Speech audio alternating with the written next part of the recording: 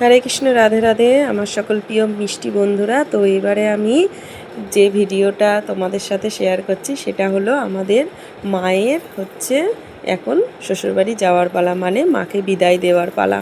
তো যথারীতি আমরা পুজো সম্পূর্ণ করে এবং বরণ সম্পূর্ণ করে আমাদের মাকে আমাদের বাড়ির কাছেই একটা আমাদের জলঙ্গি নদী, সেখানেই যাচ্ছি মাকে বিদায় দিতে। তো আমরা সবাই মিলেই যাচ্ছি এবং বাড়িতে যত আত্মীয় স্বজন এসছে সবাই মিলে আমরা মাকে তার মায়ের বাড়িতে মায়ের শ্বশুর বাড়িতে পৌঁছানোর জন্য আমরা সকলে মিলে চলে আসছি। তো আমরা কিন্তু যখন পৌঁছালাম তখন কিন্তু হালকা হালকা সন্ধে হয়ে গেছে। তো মায়ের গয়নাগাটি কিছু খুলে নিয়ে সেখান থেকে, এবং বাড়ির থেকেও কিছু গয়নাগাটি খোলা হয়েছিল, আবার ঘাটে গিয়েও ভালো করে দেখে শুনে গয়নাগাটি কিছু খুলে নিয়ে তো এবার মাকে তো মাথায় করেই নিয়ে আসা হয়েছিল, আমার ভাই নিয়ে এসেছিল মাকে মাথায় করে, আবার মাকে মাথায় করেই বিদায় দেওয়ার পালা। তো আমরা সকলে মিলে আবার যাচ্ছি মাকে বিদায় দিতে। তো এবার নদীতে নামবে সবাই মিলে, আমার দাদা, দুই দাদা, বাবা, কাকিমা, আমার মেজো কাকিমা, সবাই মিলেই নদীতে প্রত্যেক বছরেই এরকমভাবেই বিসর্জন দেওয়া হয় মাকে।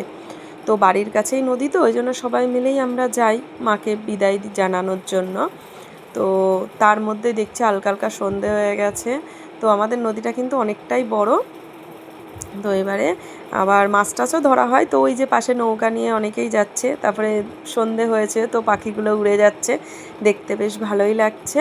তার সাথে সাথে মায়ের বিদায়ের জন্য কষ্টে তো বুকটা ফেটে যাচ্ছে, দু চোখে জল চলে আসছে।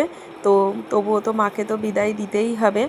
তো মাকে বিদায় দিচ্ছে সবাই মিলে। এবারে এই যে ভাই, দাদা, কাকিমা, বাবা সবাই নেমে যাচ্ছে জলে। তো মাকে সেখানেই বিসর্জন দেওয়া হবে, এবং আমাদের কিন্তু যেহেতু বিসর্জন দেওয়ার পরে চান করে আসতে হয়, তো সবাই মিলে নদীতে ডুব দিয়ে তবেই আসবে।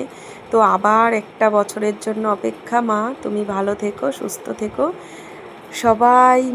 সবাইকে নিয়ে আবার এসো।